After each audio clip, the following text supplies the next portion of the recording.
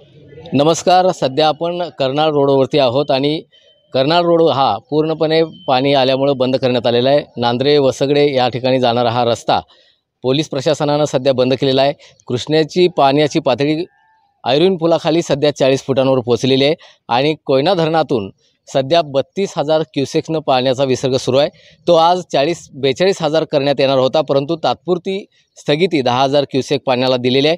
परंतु काही काळानंतर पुन्हा हा 10,100चा जो विसर्ग आहे तो करण्यात येणार आहे आणि त्यामुळं जी पाण्याची पातळी आहे वार आपल्या कृष्णा नदीची ती संध्याकाळपर्यंत किंवा उद्या सकाळपर्यंत 45 फूट ओलांडू शकते. म्हणजे धोक्याची पातळी ओलांडण्या इतपत पाण्याची पातळी वाढू शकते असा शक्यता आपल्या महानगरपालिकेचे आयुक्त शुभम गुप्ता यांनी वर्तवलेली आहे.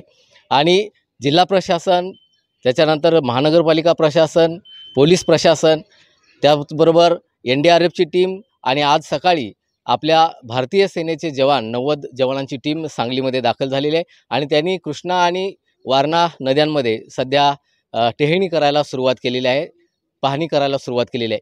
आपण पाहू शकता या ठिकाणचं पाणी नदीचं बाहेर पडलेलं आहे आणि हा जो विस्तारित भाग आहे म्हणजे कर्नाळ रोड जो आहे, या कर्नाळ रोडमध्ये हा पाणी शिरलेला आहे. त्याचबरोबर सूर्यवंशी प्लॉट असेल, त्याच्यानंतर मगरमच्छ कॉलनीमध्ये अजूनपर्यंत पूर्णपणे आत पाणी शिरलेलं नाही, परंतु मगरमच्छ कॉलनीच्या सीमेवर पाणी नदीचं लागलेलं आहे आणि तरीसुद्धा मगरमच्छ कॉलनीतील नागरिक अजून स्थलांतरित झालेले दिसत नाहीत. अनेक नागरिक आपापल्या घरांमध्ये आहेत. जिल्हा प्रशासनानं आणि महानगरपालिका आपत्ती विभागानं जरी इशारा दिलेला असला, सतर्कतेचा इशारा दिला असला, तरी अजूनही नागरिक सतर्क झालेले दिसत नाहीत. मगरमच्छ कॉलनीतील नागरिक 80% जास्त अजून आपापल्या घरामध्ये आहेत आणि याची दखल जिल्हा प्रशासन आणि महानगरपालिका आपत्ती व्यवस्थापनानं घ्यावी.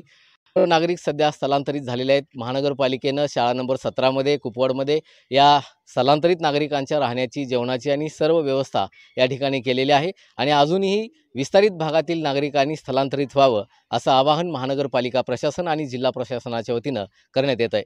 मोहन राजमाने, सखोल न्यूज, सांगली.